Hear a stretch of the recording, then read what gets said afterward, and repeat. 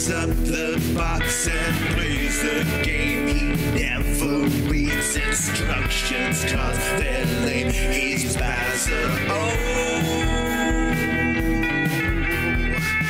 He plays the game so badly, his eyes are twitching madly. He's here again so sadly. He's Bowser.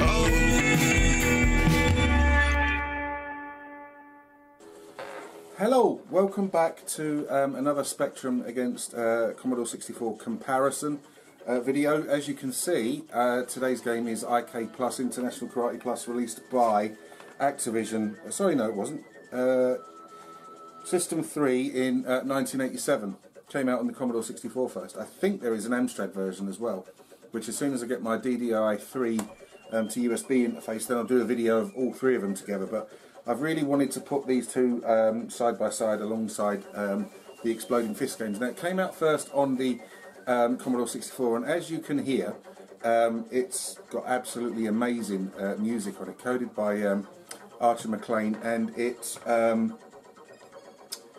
introduced a three-player fighting mechanic. Basically, you could play with up to 3 players, which expanded upon Exploding Fist.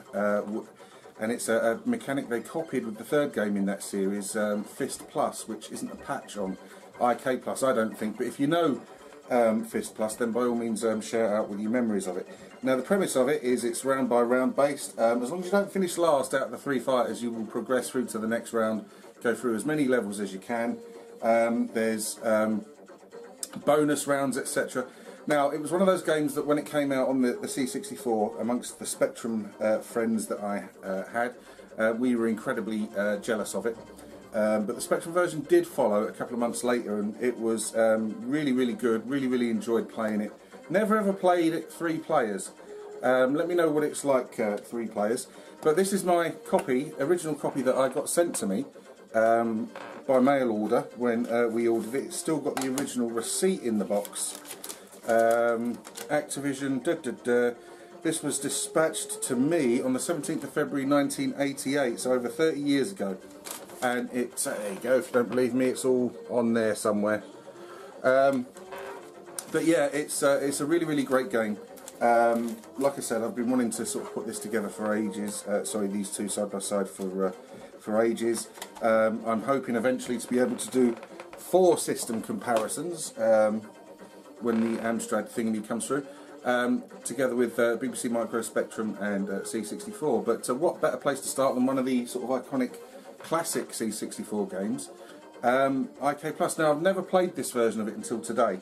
I'm using the Epix Fast Load Reloaded cartridge with the SD to IEC, obviously on the real Commodore 64. So let's get started. Let's put both of them together.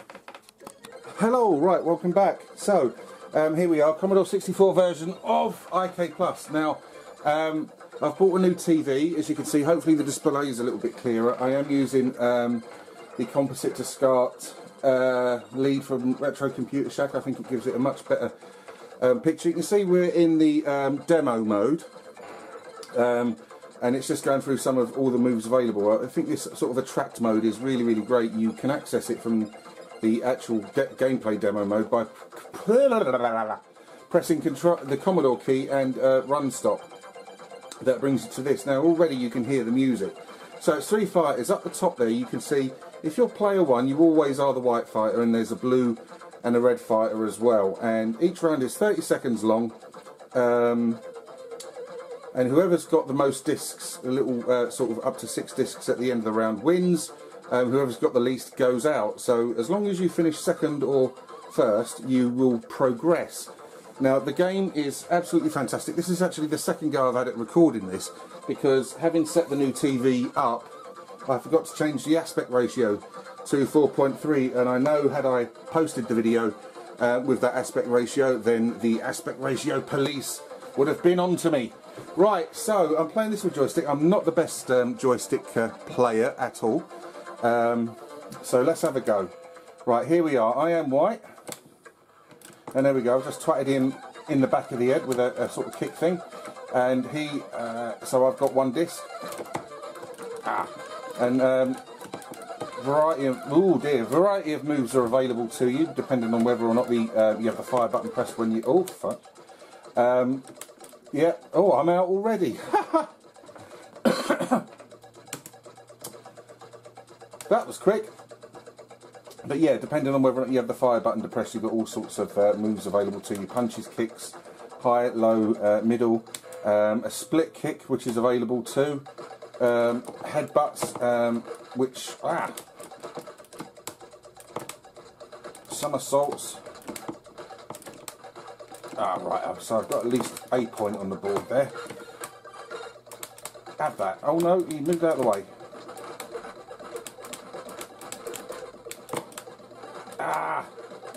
Now, I'm not going to be able to show you an awful lot of this. I'm going out again. But as well as the music and the animation, which are both fantastic, have a look at the background. Now, you probably already know this. I don't know whether or not you can see it, but there's an awful lot of animation going on in the background. There are fish leaping out of the water. There's the ripple effect of the sun, etc. There are worms crawling across the...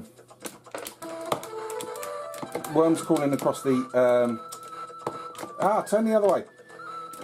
That's we're doing a bit better now. Worms crawling across the ground. Fish leaping out the sea. Birds flying in the sky.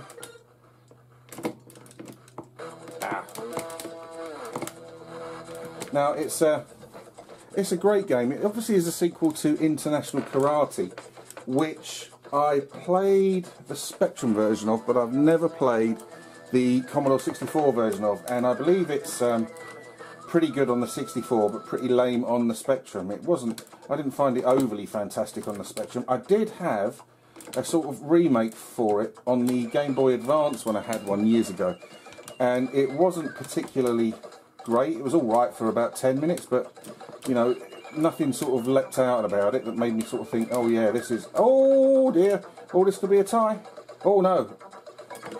Baz might have saved the day there. Yes, right, I go to the next round, and I think there's a bonus section now with the flying balls that I've got to catch. Yes, there is. So, balls come at you from different levels. You've got a shield that you must use to deflect them, and... oh, flipping heck. But an absolutely wonderful game. Pretty playable in single player. I can't speak for the Commodore... Oh, flipping heck. Can't speak for the Commodore 64 version in multiplayer, because obviously I'd never played it that way.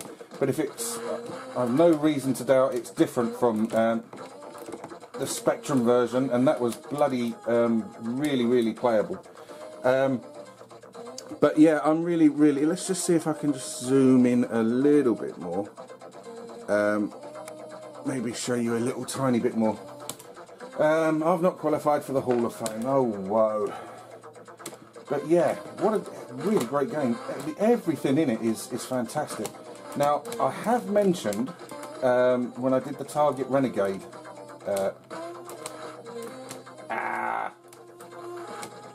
three-way comparison, that I found that the Commodore sort of version of that didn't have any kind of oomph in the connections when you struck the opponent, and it seems similar here. You don't get any kind of... There is a crunching sort of noise there, but it seems to be quite sort of muted, if you know what I mean. Oops, a daisy. Come on. Yeah, right in the back of your head. Have that, you twat. Oh!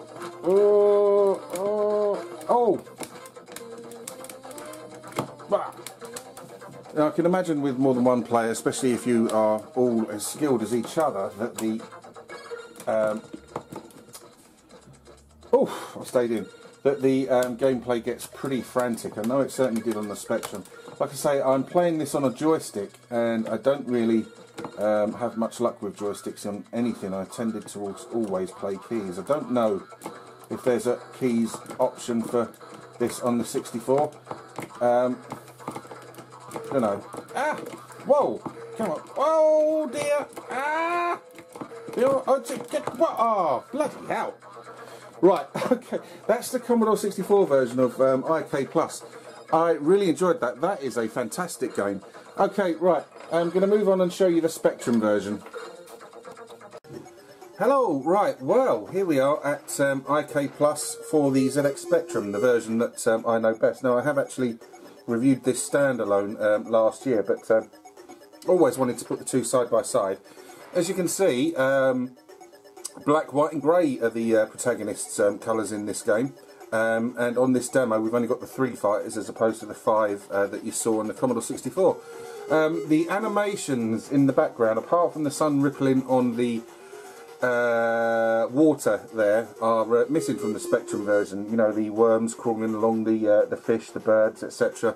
Which is a shame because they're really nice touches on the C64 version. Like I say, this is the version I'm familiar with, so we're going to go into it. So I am white. Oh, cock sharp. I've been done in already, twice now. It's really, really a great fun, this game. It's the version of IK Plus that I know. The music's really good in it. It's a little bit muted and muffled, but still really, really good. And the spot effects for contact, which you can hear, are, oh yeah, I'm out again already, are still are a little bit chunkier, a little more aggressive and visceral, if you know what I mean, compared to the Commodore version that I played. I don't know if there's an option to turn those sound effects on and off, so if they are in there, then by all means please let me know. It wouldn't be the first time I've been wrong about something. Oh, no, I didn't want to do that. No, no, turn the other. No. Ah, right. Yeah, I used to play this an awful lot with my friends. Believe it or not, I did have some. It's taken a while to get used to it. But with the animation, everything in it is top notch. This is a sort of great version of the game. Oh, right, at least I stay in on that one. Right, just have a slurp on my coffee. And as I've said before, oh, for God's sake! This is great. I'm the world's worst karataker, or whatever it is they call them. Oh, for God's sake! Yeah, right in the guts there. Oh, yep, I'm out again.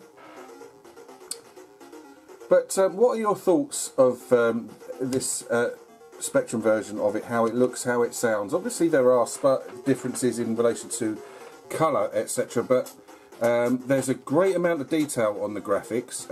They move really smoothly, not quite as fast as the 64 version, but oh, God's sake, not quite as fast as the 64 version, but still really, really good. Oh, I've got a bit of a score there. Ah, and another one. Oh, and another one. Oh, well that's handy because I was going out there. But yeah, really, really, really frantic playing as 2 players. Now, I never ever played it 3 player. As I've said, please, please, please share your thoughts and memories of what the game was like with 3 players. Oh, he's done that split kick thing. Good trick if you can pull it off. Ah, got me right in the back of the Swede. Get up. See, that's one of the only problems with the game, is that you're on a 30-second time limit with the rounds, but it takes your player some considerable time to sort of get up, if you know what I mean. Ah, see, there we go. But really, really enjoyable game. I'm terrible at it, as you can see. Let's try and do a little bit better. Yeah, I didn't qualify for the Hall of Fame. When do I ever? Practice definitely. Yeah, alright, okay. Right, so let's go again. Oh! So come on, get up.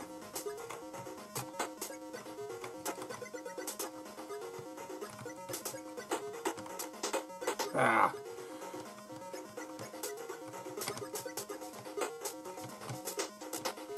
Right, so I've got him.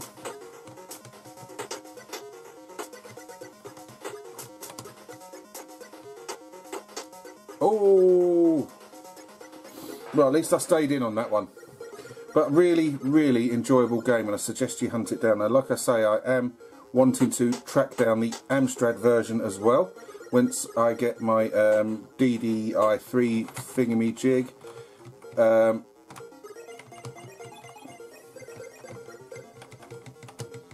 Oops.